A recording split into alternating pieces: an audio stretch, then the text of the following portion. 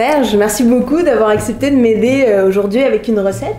Alors, je t'ai apporté de la viande de raton laveur.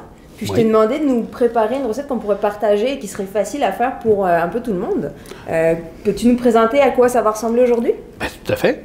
Aujourd'hui, on va faire une jambalaya. C'est un plat du sud des États-Unis. C'est un plat qui vient de la Louisiane, qui a été mis au point par les Cajuns et puis la population créole de l'endroit. À la base, ça se préparait à partir de gibiers locaux, mais maintenant, ça a évolué. Ça se prépare maintenant à partir de viande d'élevage, mais avec du raton laveur, c'est excellent.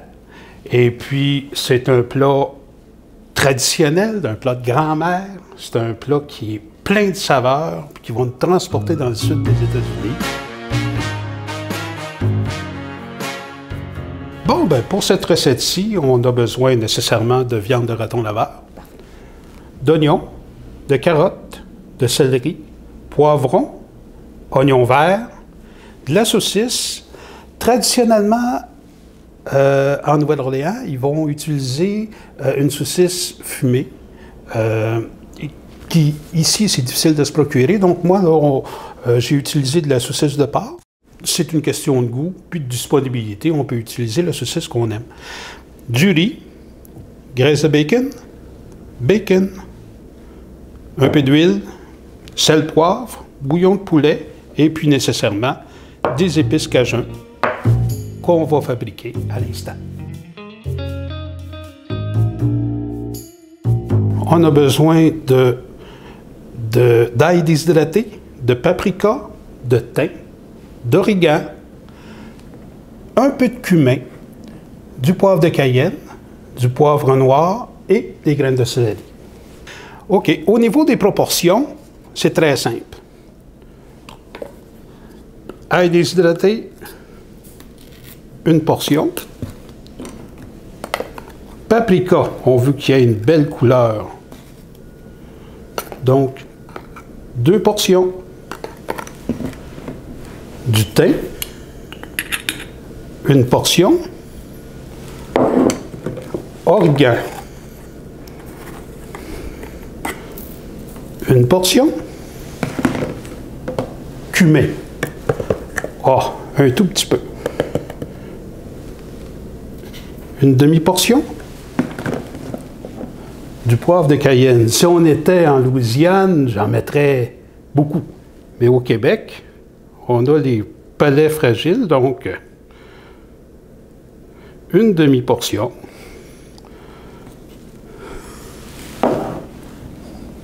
Poivre noir, une bonne portion.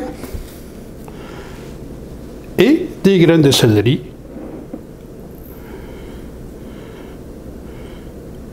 Une portion. Donc, on a nos épices. Il s'agit tout simplement de les mélanger.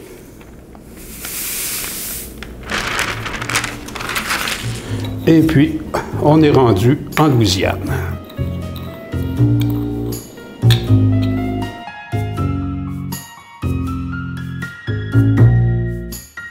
Bon, Pauline, on commence la recette. Tu pourrais t'occuper des légumes? Parfait. J'ai besoin de légumes coupés en tronçons seulement. C'est pas pour manger. C'est en fait des légumes qui vont faire le bouillon qu'on va utiliser pour la cuisson du riz.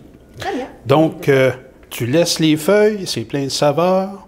Tu coupes les bouts en 3 tronçons, puis les oignons en quartier. Allons-y. Okay. Durant ce temps-là, moi, je vais arranger le raton laveur. Le raton, c'est une viande sauvage. C'est une viande ça provient d'un animal qui travaille pour vivre, contrairement aux animaux d'élevage. Donc, c'est des viandes qui sont plus dures. C'est des viandes qui doivent être cuites plus longtemps pour être tendres. Et puis, il y a aussi une question de salubrité. Ces viandes-là, on parle d'un animal, dans ce cas-ci, omnivore, qui mange de tout. Donc, comme anciennement nos porcs. Donc, le raton laveur peut être un vecteur de différentes maladies, si on veut, de la même façon que la viande de porc de nos grands-mères. Donc, c'est important de cuire très bien ces viandes-là pour que ce soit très sûr pour notre santé. Donc, cette viande-ci, je l'ai dégraissée, je l'ai également dégorgée parce que c'est un animal qui a été capturé avec un piège mortel, donc qui n'a pas été saigné. Donc, c'est important de saigner ces animaux-là.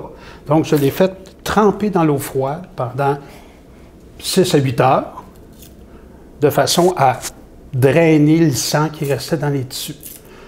Donc, voici, on a un raton laveur, 2 cuisses, 2 épaules, et puis les longes. Donc, pour commencer, on va les couper en tronçons.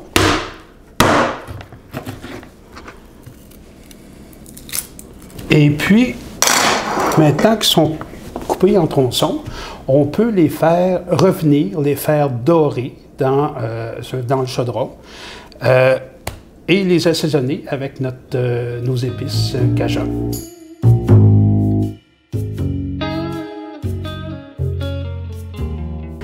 Bon, pour commencer, on va mettre de la graisse de bacon dans notre chaudron et puis la faire fondre.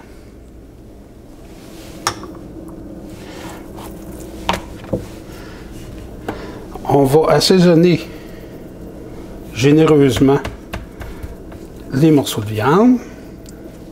C'est important de leur donner le maximum de saveur.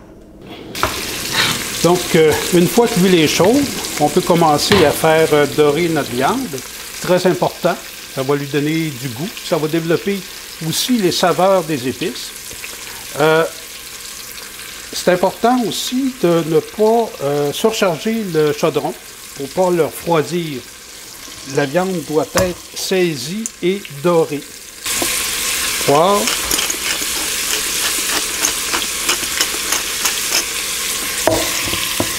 Sel.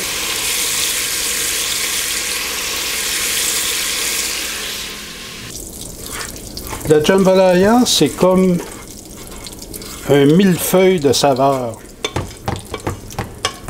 Chaque étape doit apporter son petit goût, sa saveur de fond. Et puis à la fin de la recette, tout ça se marie. Et puis c'est ce qui donne la profondeur à ce plat-là. Donc la viande est dorée. On va aller chercher les sucres du chaudron avec les légumes. On va commencer par les oignons.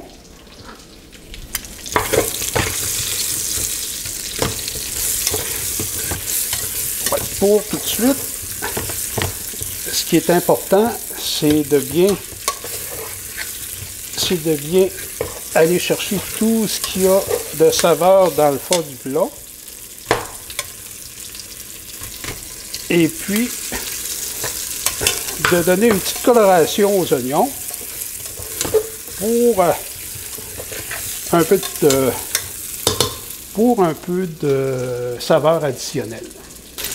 Par la suite, on y va avec les autres légumes, qui va être la base, en fait, de notre jus. Et puis, on ajoute la viande.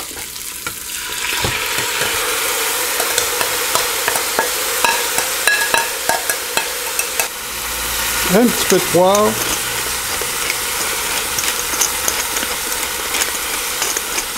Un petit peu de sel.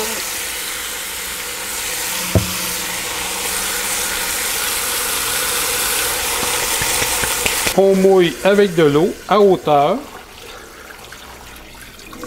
Oups. Encore un petit peu. Et puis, ça va nous donner notre jus pour finaliser la jambalaya avec le riz. Une fois l'autocuiseur fermé, on attend l'ébullition. La petite clochette va se mettre à danser. Et puis, on attend une demi-heure de cuisson.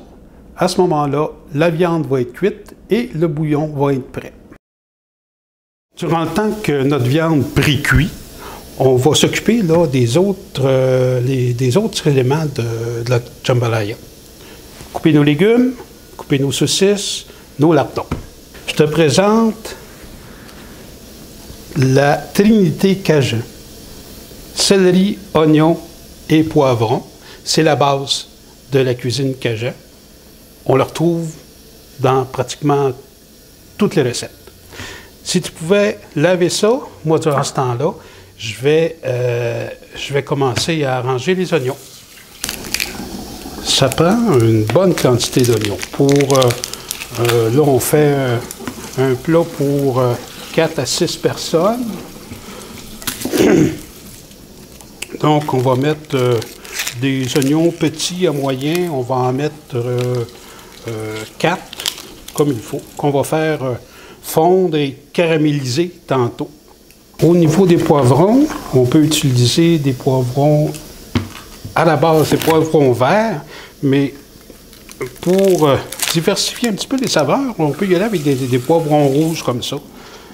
Puis en même temps, ça donne un peu de couleur au plat. C'est toujours plus appétissant. Je trouve que c'est une recette vraiment abordable pour tout le monde. De la couleur, des saveurs. C'est vrai qu'on aurait pu mettre une petite musique d'ambiance. Ben pour oui. accompagner, tu nous ajouteras ça, s'il te plaît? On peut aller chercher Hank Williams. Je suis assez coupé pour toi, ça? C'est parfait. Super. C'est parfait. Pour les céleris? Pour les céleris, même chose.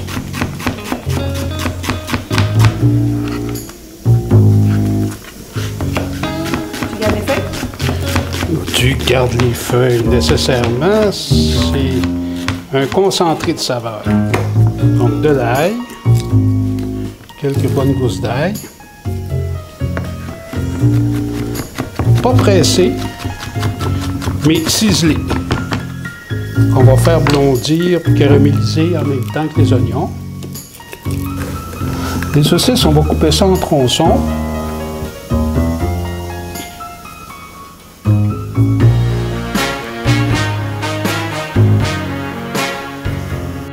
Donc, une demi-heure a passé. La viande est prête. La pression est tombée. Donc, on est prêt pour ouvrir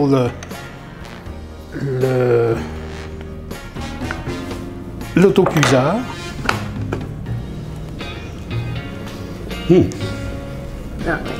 Ça, c'est notre jus de cuisson.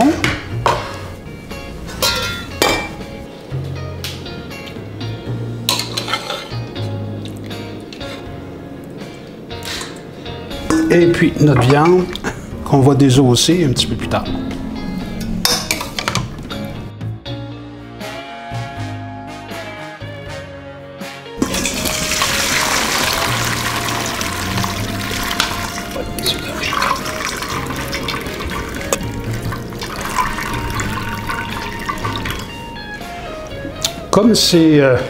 Comme le bouillon va servir de base là, pour la cuisson du riz, c'est le bon moment pour corriger l'assaisonnement.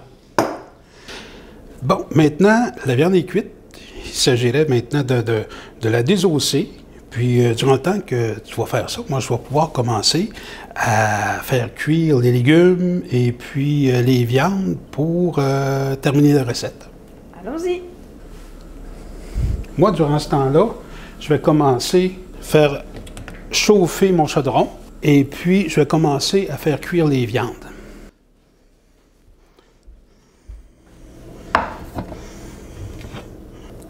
Bon.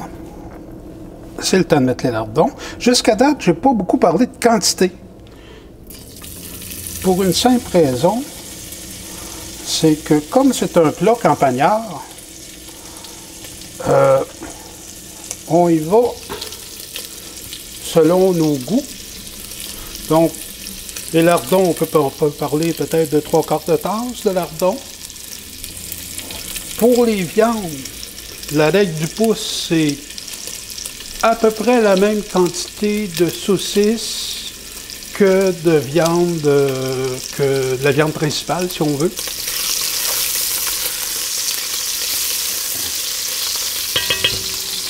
laisse les lardons dorer bien comme il faut.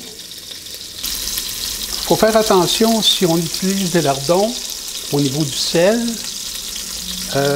Souvent, ce porc-là est déjà salé, donc c'est dangereux de sursaler. Donc, il faut corriger, la quantité de sel seulement à la fin du plat.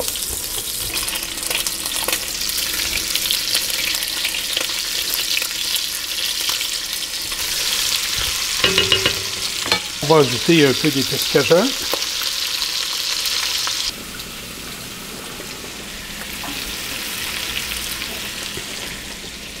Là, on est rendu presque à la fin de la cuisson des saucisses. On va commencer la cuisson des légumes.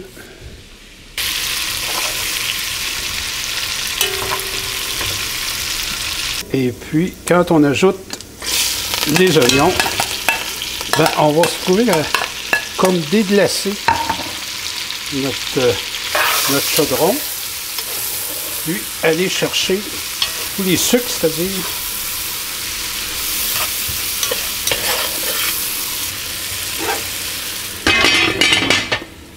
on coupe ça un petit peu pour conserver l'humidité durant le temps que ça caramélise. On va en profiter, on va prendre un petit peu d'huile de treille. On est rendu à incorporer les deux autres éléments de la trinité, soit le céleri et le poivron. Et puis on va les laisser fondre avec les oignons.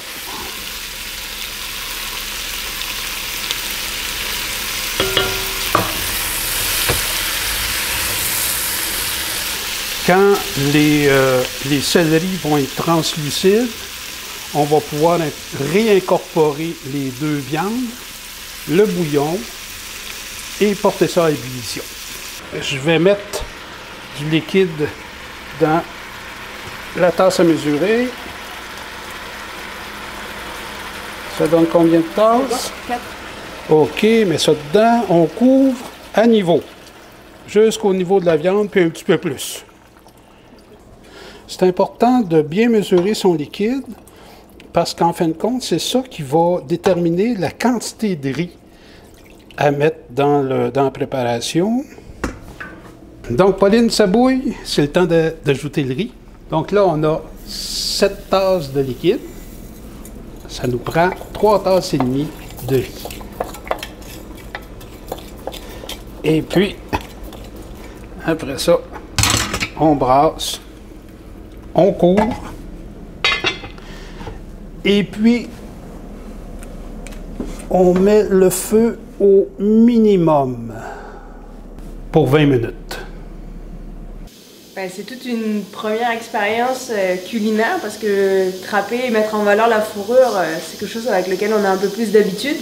Aller chercher les saveurs d'un raton laveur, ça paraît un peu moins accessible, mais en fait, c'est ce que je trouve super intéressant d'avoir fait appel à Serge, qui démocratise un peu tout ça, puis qui nous permet justement d'avoir accès à des recettes qu'on ferait tous les jours, mais en mettant en valeur en plus le fruit de notre récolte et en évitant tout gaspillage. Donc, j'ai bien hâte de goûter tout ce cocktail de saveurs que la recette va nous permettre, mais j'ai aussi hâte de l'essayer avec d'autres recettes. Pour l'adapter à ce que je vais avoir envie de manger en fonction de mes humeurs.